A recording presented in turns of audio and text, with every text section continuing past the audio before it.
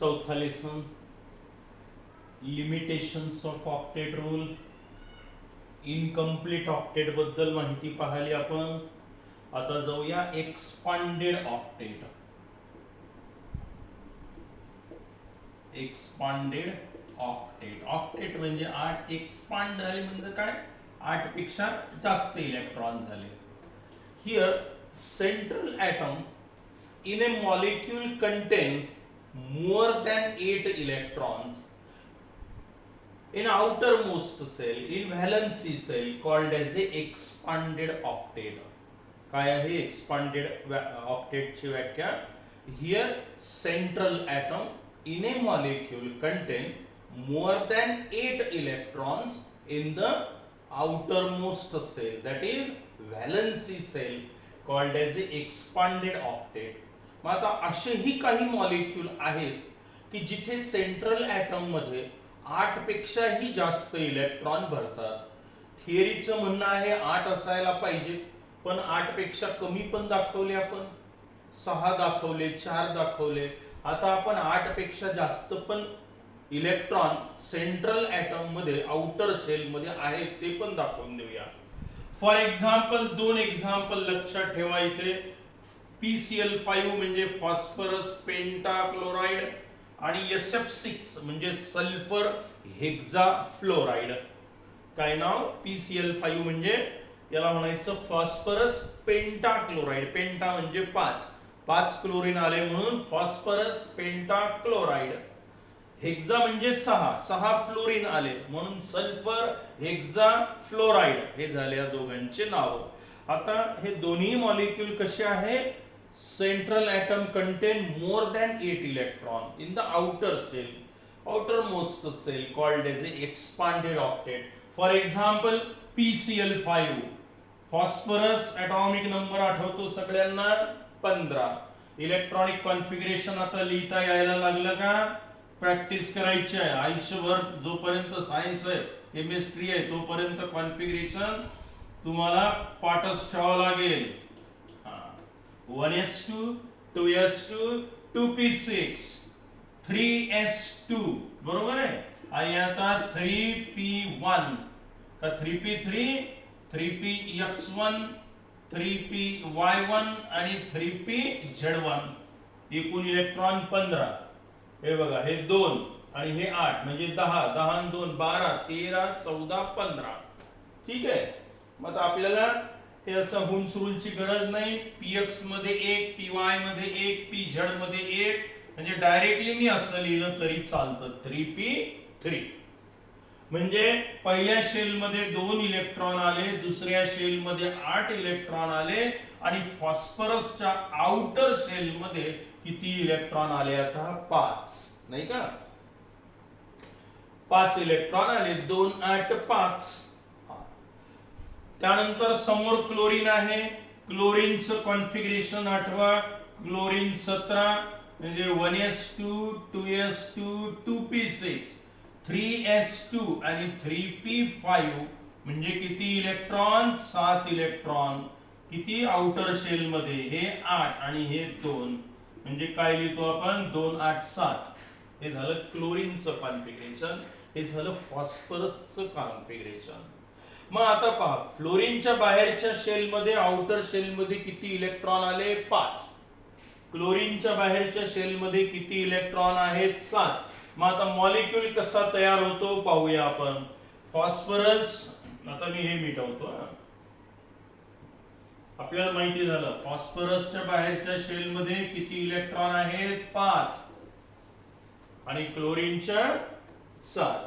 मग फॉस्फरस हा लिहिला फॉस्फरस 5 इलेक्ट्रॉन आहेत फॉस्फरसच्या बाहेरच्या शेल मध्ये.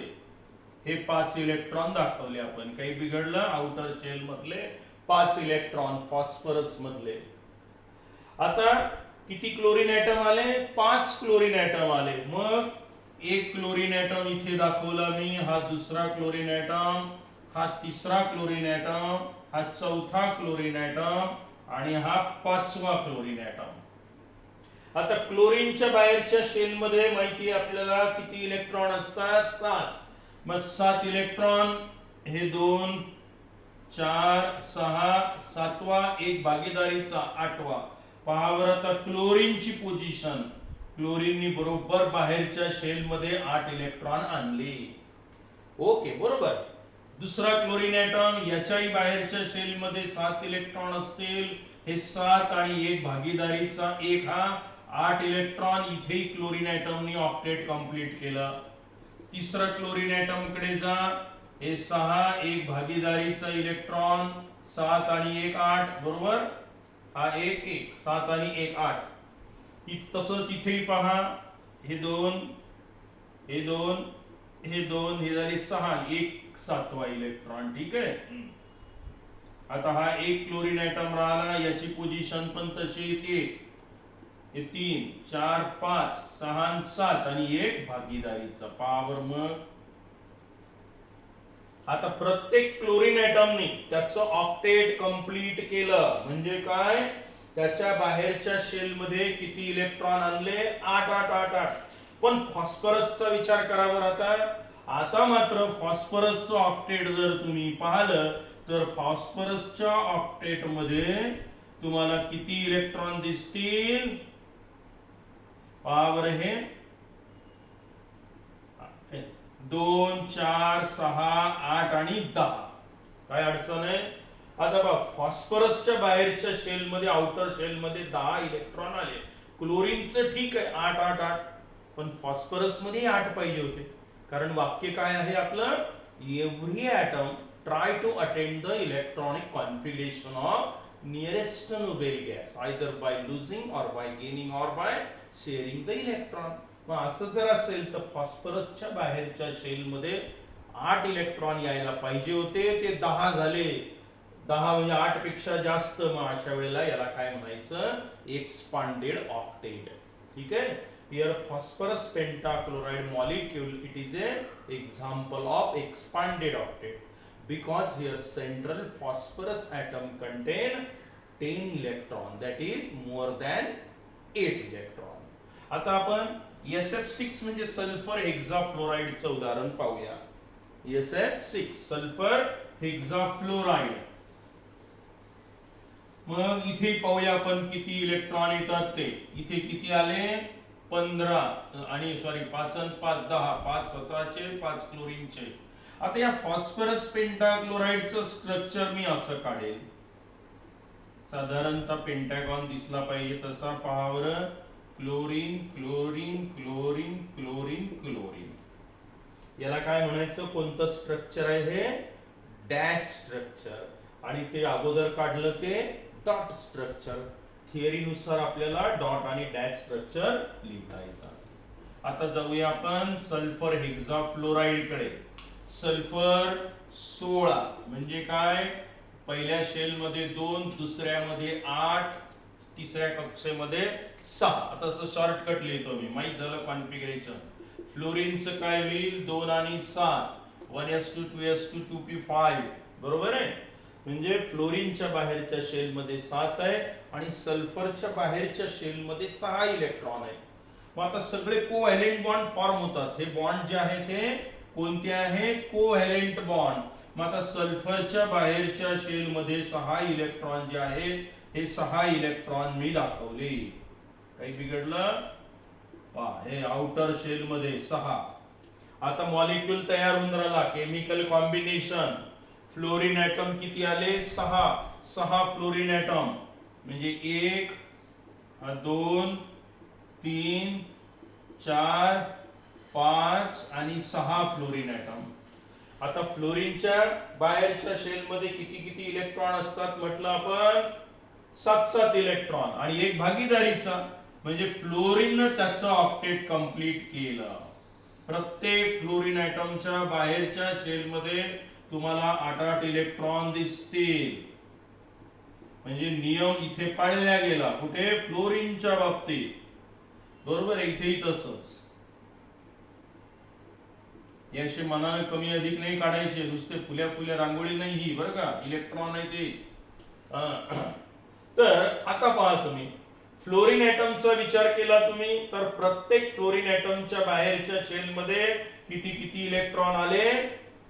8 इलेक्ट्रॉन आले, काही अडचण नाही, नियम बरोबर आहे. हे बघा, हे 8 इलेक्ट्रॉन ओके, हे 8 इलेक्ट्रॉन ओके, इथेही 8 इलेक्ट्रॉन आले ओके, इथेही 8 इलेक्ट्रॉन आले ओके, इथेही 8 इलेक्ट्रॉन आले ओके, नियम पाळला गेला.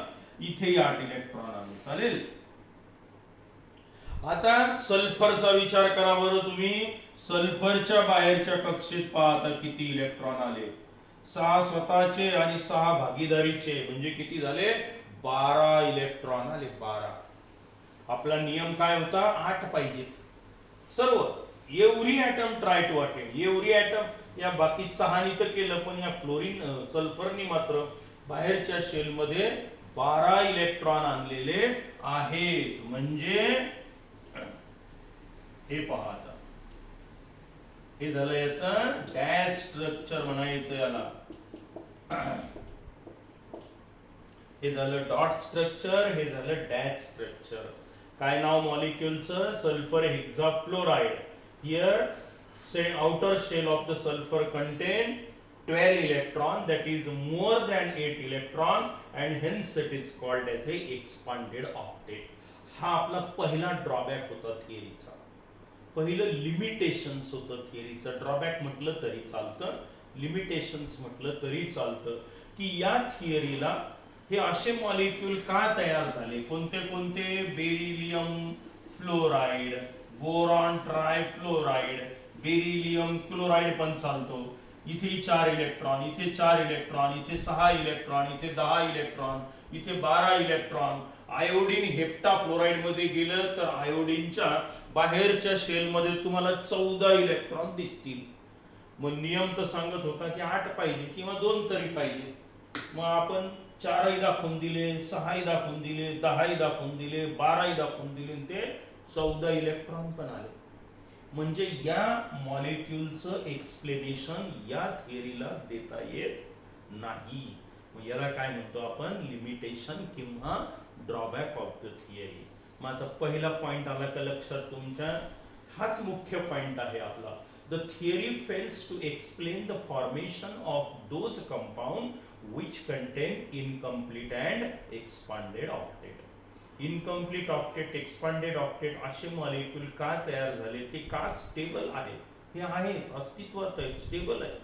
मग असे का झाले, या प्रश्नाचं उत्तर थिअरीकडे नाही. मग याला म्हटलं आपण लिमिटेशन्स ऑफ द थिअरी.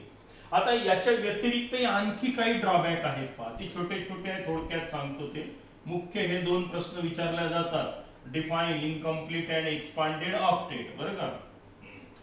आता दुसरे पण पॉइंट आहेत काही की ज्याचं उत्तर थिअरीला देता येत नाही. कोणते कोणते पॉइंट आहेत तर त्यांनी सांगितलंय आता, the forces of attraction and repulsion present between 2 combining atom is not explain by the theory. या थिअरीनं फक्त एवढंच म्हटलेलं आहे की every atom try to attend the electronic configuration of nearest noble gas. म्हणजे कॉन्फिगरेशन अटेंड करण्यासाठी मॉलिक्यूल तयार झाले, पण फोर्सेस ऑफ अट्रॅक्शन रिपल्शनचा विचार काही थिअरीने केलेला नाही. उदाहरणार्थ समजा आता हा एक ॲटम आहे, हे मध्यभागी न्यूक्लियस आहे, हा इलेक्ट्रॉन आहे, हा दुसरा एक ॲटम आहे, हे त्याचा न्यूक्लियस, त्याचा इलेक्ट्रॉन, ॲटम ए असेल, हा दुसरा ॲटम आहे. आता हे ॲटम जर जवळ आले तर काय होईल, आपल्यालाही समजतं की 2 न्यूक्लियस मध्ये काय राहील, फोर्स ऑफ रिपल्शन राहील. 2 इलेक्ट्रॉन मध्ये पण कोण राहील, रिपल्शन राहील.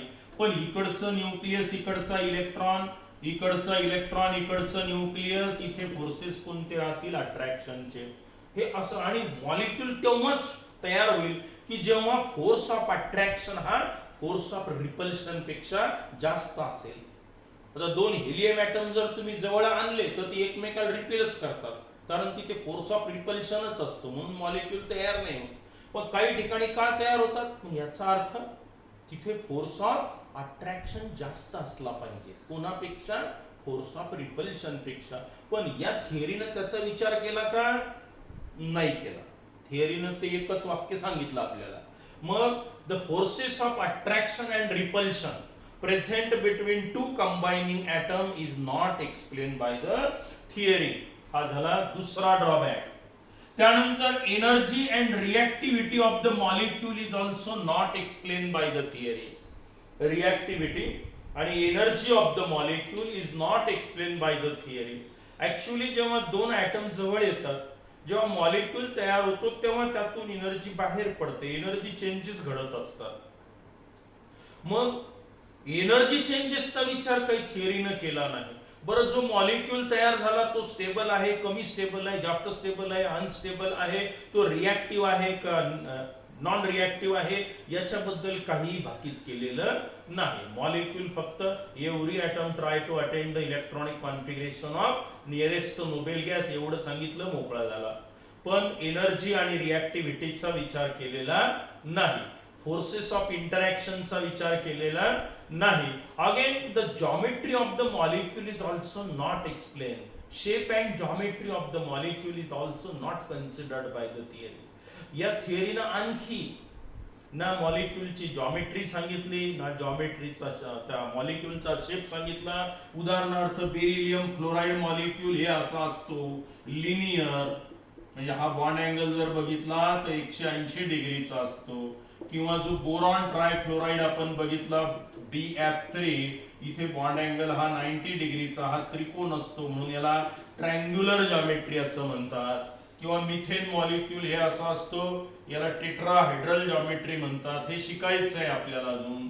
मिथेन CH4 यांनी फक्त मिथेन काढून दाखवलं आपल्याला कोव्हॅलेंट बॉन्ड मध्ये, पण मिथेनची जॉमेट्री कशी असेल, बोरॉन ट्रायफ्लोराइडची कशी असेल, बोरॉन BF2 बेरिलियम डायफ्लोराइडची कशी असेल, याचा शेप कसा आहे, याची जॉमेट्री कशी आहे, याचाही विचार काही थिअरीने केलेला नाही.